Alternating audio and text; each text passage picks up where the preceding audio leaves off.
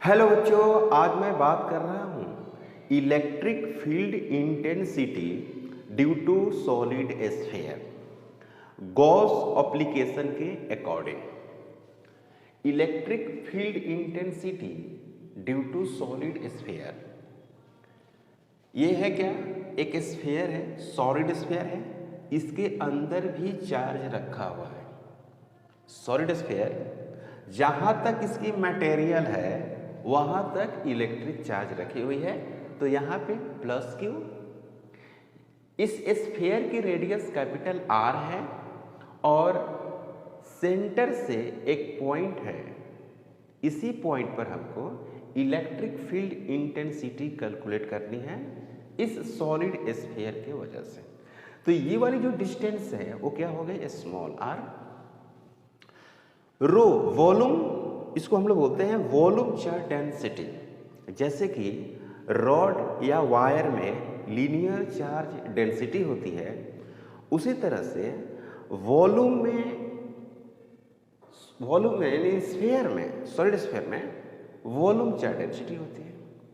जैसा कि सरफेस पे सरफेस चार्ज डेंसिटी होती है। पहला मैंने इसमें लिखा है कि when point placed outside, point को कहाँ रखे हैं? इस स्फीयर से आउटसाइड रखे हैं। तो क्या होगी?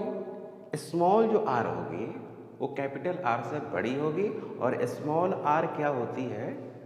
सेंटर से पॉइंट के बीच की दूरी होती है। From Gauss E dot D A is equal to Q enclose बटे एप्सिलॉन 0। ये आपको पता है स्मॉल एरिया है गॉसियन सरफेस का। ई उस पॉइंट पे इलेक्ट्रिक फील्ड इंटेंसिटी है, क्यू इस गॉसियन सरफेस के अंदर जो चार्ज इनक्लोज्ड है ये है, और ये एक कांस्टेंट है एप्सिलॉन नॉट, जिसकी वैल्यू होती है 8.854 10 to the power -12 coulomb square पर न्यूटन मीटर स्क्वायर। अब मैं क्या कर रहा हूँ कि इसको आगे बढ़ाते हैं। तो इलेक्ट्रिक फील्ड इंटेंसिटी की जो मैग्नीट्यूड है वो कांस्टेंट है। जैसे कि मैं ये एक स्फीयर बना दिया, इस पे चार्ज क्या ले लिया? प्लस क्यू, और यहाँ पर एक पॉइंट कंसीडर कर लिया, और यहाँ से ये आर डिस्टेंस पर पॉइंट है। तो जितना फील्ड इंटेंसिटी की मैग्नीट्यूड यहाँ है उतना ही यहाँ यहाँ यहाँ यहाँ हर जगह क्या होगी? सेम होगी, क्योंकि चार्ज और डिस्टेंस दोनों क्या है? सेम है। तो यहाँ पे हमको इलेक्ट्रिक फील्ड का मैग्नीट्यूड कांस्टेंट, लेकिन एरिया वेक्टर कांस्टेंट नहीं है, क्योंकि यहाँ पर डीए है तो अगली बार 2DA 3DA 4DA up to so on, और यहाँ पर हो जाएगा पूरा जो इंटीग्रेशन करेंगे तो 4πr²। ई डी ए 0 से लेकर 4πr² Q by epsilon nought. तो ई 0 से लेकर 4πr², यहाँ पर capital A equal to Q बटे epsilon nought. E 4πr² minus 0 is equal to Q बटे एप्सिलॉन नॉट। तो यहाँ पर लिखेंगे प्लस प्लस प्लस, ये सब कर देंगे, और ई यहाँ पर होगा पी और डी ए हो गया। ओके, तो इसको हम लोग सॉल्व करेंगे तो क्या मिलेगा? अब इसको सिंपली इंटीग्रेशन करना है, इसमें कोई बहुत बड़ी अब काम नहीं है। सिंपल इंटीग्रेशन करेंगे, इसके रिजल्ट को आप याद रखेंगे, क्योंकि रिजल्ट बहुत इंपॉर्टेंट और बहुत काम का है। क्लियर है बात ये? तो इसको इंटीग्रेशन अगर करते हैं तो आपको मिलता है E into 4πr² equal to Q divided बटे एप्सिलॉन नॉट। तो E equal to 1/4π epsilon nought into Q बटे r²। ये हो गया फील्ड आउट में, यानी आउट में जो फील्ड हो गई वो कितनी हो गई? 1/r²। बी पॉइंट है कि when point placed on sphere, when point placed on sphere, तो इस केस में अगर आप देखें तो r इक्वल टू क्या हो जाएगा? r हो जाएगा। पॉइंट कहाँ? स्फीयर पे। तो ये हो गई, देखो भाई ये हो गई। अब इसमें क्या करते हैं? चारों तरफ प्लस प्लस, सब प्लस प्लस चार्ज दे देते हैं। ओके, इसके सतह पर भी प्लस दे देते हैं, और जो पॉइंट है इसके सरफेस पे ही रखेंगे। ये है आर, और यहीं पे पॉइंट रख दिया मैंने। इसी को स्मॉल आर भी मान सकते हैं, है ना। और इसके ऊपर ऐसे ऐसे ऐसे क्या कर देते हैं, ऊपर से गॉसियन सरफेस लगा देते हैं, ऐसे ऐसे ऐसे क्या लगाते हैं, गॉसियन सरफेस। ये हो गया आपका, क्या हो गया, डी ए, और यहाँ पर क्या हो गया, ई। ये ऑन लिख सकते हैं। अब दोनों की डायरेक्शन क्या है, आपको सेम है, देख रहे हैं ना, जिधर एरिया वेक्टर है उधर क्या है, इलेक्ट्रिक फील्ड इंटेंसिटी भी है। तो आपको ये पता है कि हम लोग इसमें थीटा का वैल्यू 0 लेकर चलते हैं। लास्ट लेक्चर में मैंने ऐसे ही बताया था कि इसका आप लिखेंगे E on dot D A is equal to Q enclosed divided बटे ऑप्शन 0। अब आप बात करेंगे कि भाई इसको जो हम ब्रेक करते हैं तो कॉस थीटा में आता है, तो थीटा 0 है ना, तो कॉस 0 1 हो जाता है। तो डायरेक्ट हम लिखते हैं क्या, ऐसे। ये हो गया आपको डी ए वैक्टर, इधर आ गया कौन, ऑन, है ना, कांस्टेंट है। और यहाँ पर हो गया आपको क्यू इनक्लोज्ड बटे ऑप्सिलॉन नॉट। यहाँ पर हो गया 0 और ये हो गया कितना, 4 पाई कैपिटल आर का स्क्वायर आप लिख सकते हैं। तो ई जो ऑन होगा वो क्या होगा, ए होगा, और 0 से लेकर कहाँ तक, 4 पाई कैपिटल आर का square is equal to Q divided बटे कितना, ऑप्सिलॉन नॉट। तो ई 0 जो होगा वो क्या लिखेंगे, 4 पाई आर का square minus 0 is equal to Q divided बटे ऑप्सिलॉन नॉट। तो ये हो गया ऑन, इसको ऑन लिखते हैं, ऑन वैल्यू है। तो ई जो ऑन हो गया है ना, वो कितना हो जाएगा, 1/4 पाई ऑप्सिलॉन 0 और क्यू बटे कितना, कैपिटल आर का स्क्वायर। इसी को आप ऐसे भी लिख सकते हैं, E on is equal to 1/4 pi epsilon nought into Q divided बटे आर का स्क्वायर भी लिख सकते हैं। ये आपको पता ही है कि आर जो है बराबर है किसके, आर का। ये समझ में आया, ये सरफेस पे रिजल्ट है। अब जो हमारे पास जो तीसरा रिजल्ट कैलकुलेट करना है, तीसरा वो है आपको इनसाइड। इनसाइड क्या होगा, तो इलेक्ट्रिक फील्ड इंटेंसिटी। अब मैं बात कर रहा हूं electric field intensity inside solid sphere R less than R के लिए। तो ये है सॉलिड स्फीयर, उसकी रेडियस कैपिटल आर है और उस पर पूरा चार्ज क्या है, प्लस क्यू है, प्लस क्यू चार्ज उस पर हमने दिया है। इसके अंदर एक गॉसियन सरफेस लिए है, इसका नाम है गॉसियन सरफेस। ये जीएस हो गया गॉसियन सरफेस, और इस गॉसियन सरफेस पे यहाँ पर एक पॉइंट लिए है पी, और इसके चलते इलेक्ट्रिक फील्ड ई इन और एरिया वेक्टर सतह पर क्या है, परपेंडिकुलर, ठीक है। और इसके अंदर जो चार्ज है वो क्या है, क्यू इनक्लोज्ड है। तो क्या लिखना होगा, E in dot D A equal to Q enclosed divided by epsilon nought. इसको क्या लिखेंगे, इस तरह से लिखेंगे, ई इन और D A equal to Q enclosed divided by epsilon nought. इसको सोल्व करेंगे तो कुछ ऐसा होगा, ई इन बाहर आएगा और यहाँ पर आएगा आपको डी ए 0 से लेकर 4 पाई आर का स्क्वायर और क्यू इनक्लोज्ड डिवाइडेड बटे ऑप्सिलॉन नॉट। तो ई जो इन होगा वो क्या लिखेंगे, यहाँ पर लिखेंगे ए और 0 से लेकर कहाँ तक, 4 पाई आर स्क्वायर और क्यू इनक्लोज्ड डिवाइडेड बटे ऑप्सिलॉन नॉट। तो ई जो इन होगा, ई इन वो क्या होगा, 4 पाई आर का square minus 0 Q enclosed divided बटे ऑप्सिलॉन नॉट। तो ई इन इक्वल टू हो गया क्यू इनक्लोज्ड डिवाइडेड बटे 4 पाई ऑप्सिलॉन नॉट आर का स्क्वायर। अब बात करते हैं, इसको इक्वेशन नंबर फर्स्ट मानकर बात कर रहे हैं, क्यू इनक्लोज्ड का वैल्यू क्या होगा। तो नाउ फॉर क्यू इनक्लोज्ड, तो 4/3 पाई कैपिटल आर क्यू में कितना चार्ज है, कैपिटल क्यू है, तो यूनिट में कितना होगा, क्यू डिवाइडेड बटे 4/3 पाई आर क्यू। तो 4/3 पाई स्मॉल आर क्यू में कितना चार्ज होगा, समझ में आ रही बात। पूरा जो स्फीयर है उसकी वॉल्यूम कितनी है, 4/3 पाई कैपिटल आर क्यू। इसमें चार्ज कितनी है, कैपिटल क्यू। तो यूनिट में कितनी होगी, Q/4/3 पाई आर क्यू। तो इसमें चार्ज कितनी होगी, इसमें छोटा वाला स्फीयर में, तो 4/3 पाई स्मॉल आर क्यू। तो इसको क्या लिखेंगे, इसमें जो चार्ज होगी वो Q डिवाइडेड बटे 4/3 pi capital R cube into 4/3 pi small R cube. तो पाई से पाई कट जाएगा, 4/3 से 4/3 कट जाएगा, तो बच जाएगा ये। इसमें जो चार्ज है उसका क्या नाम है, उसी का नाम है क्यू इनक्लोज्ड।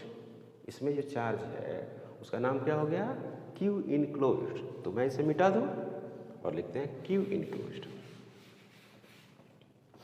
तो क्यू इनक्लोज्ड की जो वैल्यूज होगी, Q enclosed is equal to क्या लिखेंगे, आर क्यू आर क्यू और डिवाइडेड बटे कितना, आर क्यू। ये वैल्यूज हो गई, ये चार्ज की वैल्यू हो गई। चार्ज की वैल्यू होगी तो फ्रॉम फर्स्ट से अगर हम बात करें तो क्या लिखेंगे, E in equal to Q enclosed Q R Q divided बटे 4 पाई एप्सिलॉन नॉट आर का स्क्वायर इंटू कैपिटल आर का क्यूब। तो इससे ये कट जाएगा एक, तो क्या बच जाएगा आपको, क्यू आर डिवाइडेड बटे 4 पाई एप्सिलॉन 0 कैपिटल आर इसका क्यूब। ये हुआ electric field inside solid sphere. Electric field intensity inside solid sphere क्या लिखेंगे, क्या समझिएगा। Electric field intensity, electric field intensity, electric field intensity inside solid sphere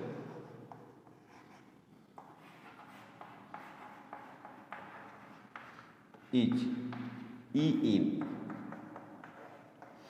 1/4 pi epsilon nought Q small R divided बटे R Q at centre of sphere, centre of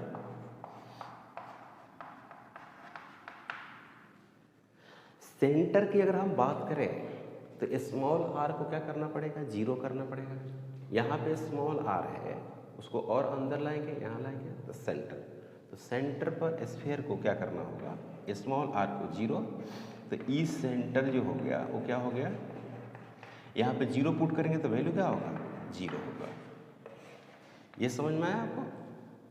तो अब मैं बात करूंगा, ये रिजल्ट हो गया। एक तो मैंने निकाला इसके बाहर, इसके सतह पर, इसके अंदर और सेंटर। चार फार्मूला यहाँ पर डिराइव कर दिया। अब मैं चाहता हूँ कि इसका ग्राफ ड्रॉ करूँ। इसका ग्राफ, तो हेडिंग होगी graphical representation of electric field intensity.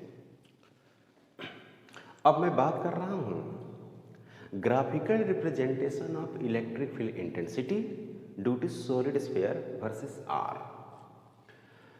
तो ई आउट में 1/4 पे एप्सिलॉन 0 क्यू बटे R square, R greater than R की बात है। ई आउट 1 बटे R square, E on 1/4 pi epsilon 0 Q बटे आर स्क्वायर, आर बराबर आर। ई इन बराबर 1/4 पे एप्सिलॉन 0 क्यू आर बटे R cube, R less than R. E in directly proportional क्या होगी, आर होगी, और ई सेंटर पर आर बराबर 0 पर 0 हो जाएगी। तो ये हो गया सेंटर, स्फीयर का सेंटर कौन हो गया, आर। क्योंकि यहाँ पर आर क्या है, 0, तो 0 हो गया। उसके बाद आर लगातार बढ़ रही है, आर इधर की तरफ बढ़ रही है कि नहीं बढ़ रही है, इधर। तो इलेक्ट्रिक फील्ड भी क्या होनी चाहिए, बढ़नी चाहिए। देखो डायरेक्टली प्रोपोर्शनल आर है, ये वाली कांस्टेंट है, क्यू कांस्टेंट है, कैपिटल आर भी क्या है, कांस्टेंट है। वेरिएबल कौन है, स्मॉल आर।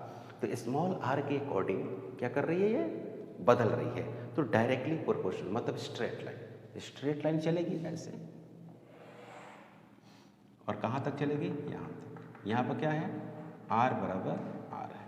ये आर लेस देन आर, और ये हो गया आर है ना ग्रेटर देन आर, ये आउटसाइड का हो गया, यहाँ से यहाँ तक हो गया इनसाइड, ये सरफेस पे हो गया, ऐसे चल। तो ये हो गई स्ट्रेट लाइन, यानी ये हो गई आपको ई इन। ई इन क्या है? डायरेक्टली प्रोपोर्शनल आर है। और ये क्या हो गया? ये सतह पर हो गया, इसको बोलेंगे ई ऑन। और उसके बाद क्या होगी? डायरेक्ट घटने लगे ऐसे ऐसे। तो ये हो गई क्या? ई आउट, है ना। ये कैसा है? 1/r²।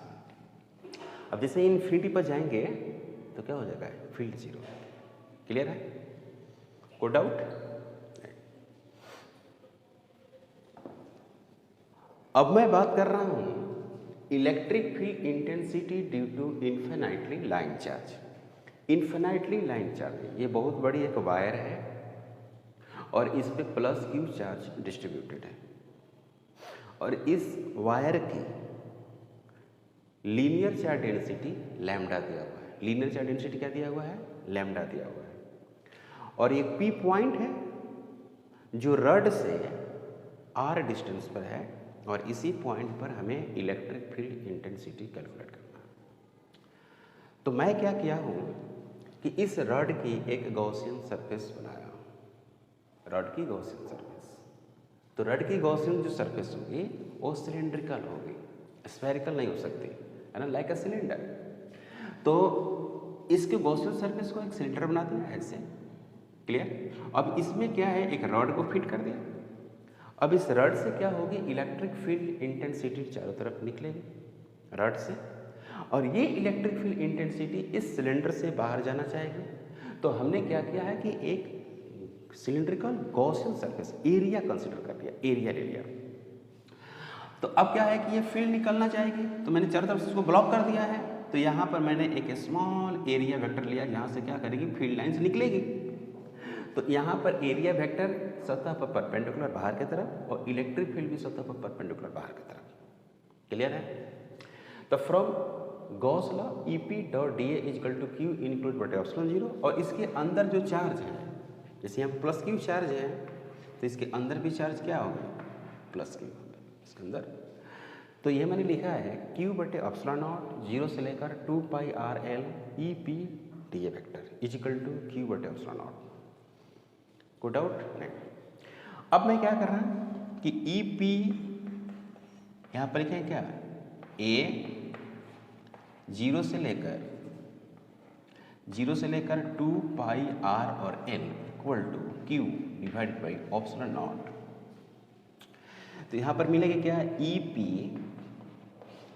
2πRL - 0 = Q/ε0।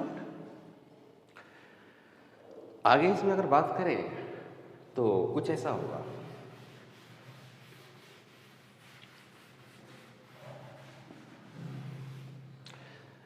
EP × 2πR × L Q/ε0। तो EP = 1/2πε0 × Q/L × 1/R, इस तरह से हो जाएगा। इसको भी मिटा देता हूं, है ना।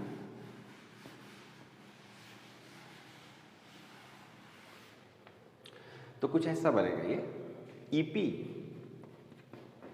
= 1/2πε0 × Q/L, क्या बनेगा? λ/R। ओके, यहाँ पर n वेक्टर ले लेते हैं। ऐसा क्यों करते हैं बताएंगे। लेम्डा जो होता है उसको बोलते हैं linear charge density. Linear charge density lambda है, और ये लेम्डा होती है Q/L। तो EP = इसको लिख सकते हैं हम 1/4πε0 और 2λ/R, ऐसा लिख सकते हैं। तो इससे क्या फ़ायदा होगा कि इसका वैल्यू हमको पता चल जाएगी। 9 into 10⁹ into 2 lambda divided by R, और यहाँ पर क्या हो गया, ईपी हो जाएगी। को डाउट? Electrical intensity EP. अब यहाँ पे क्या है, अब ग्राफ की अगर हम बात करें, इसकी ग्राफ की, है ना, ग्राफिकल रिप्रेजेंटेशन, तो E जो है, E डायरेक्टली प्रोपोर्शनल लेमडा है, और E जो है इन्वर्सली प्रोपोर्शनल क्या है, R है। अगर मैं इधर बात करूँ E की न्यूटन पर कूलम्ब, इधर बात करूँ किसकी, R मीटर की, तो क्या हो जाएगी, ग्राफ कुछ ऐसी हो जाएगी। अगर इधर बात करते हैं किसकी, E की न्यूटन पर कूलम्ब, और इधर बात करते हैं किसकी, R मीटर की, सॉरी R नहीं, लेमडा की, लेमडा की अगर हम बात करते हैं कूलम्ब पर मीटर के हिसाब से, तो कैसा होगा, स्ट्रेट लाइन। जितने ज़्यादा इसके सरफेस चार्ज डेंसिटी होगी उतनी ही ज़्यादा क्या होगी, फील्ड होगी। अब दूसरी बात इसमें ये है कि जो फील्ड है, फील्ड इंटेंसिटी, वो बिल्कुल सतह पर क्या है भाई, परपेंडिकुलर है। सरफेस पे बिल्कुल ही क्या है, परपेंडिकुलर, ऑलवेज परपेंडिकुलर होगी। तो जैसे यहाँ पर प्लस चार्ज हमने दे रखा है, सपोज दैट, यानी प्लस चार्ज दीजिए चाहे माइनस चार्ज, उससे कोई प्रॉब्लम नहीं है। इस तरह से तो सतह पर बिल्कुल क्या है, फील्ड परपेंडिकुलर हो गया, ऐसे है कि नहीं, इस तरह से। ओके, तो ये था एप्लीकेशन। आज का क्लास मैं यहीं पे स्टॉप करता हूँ। अगर आप हमारे चैनल पर नए हैं, प्लीज़ सब्सक्राइब करें, शेयर करें। Thank you.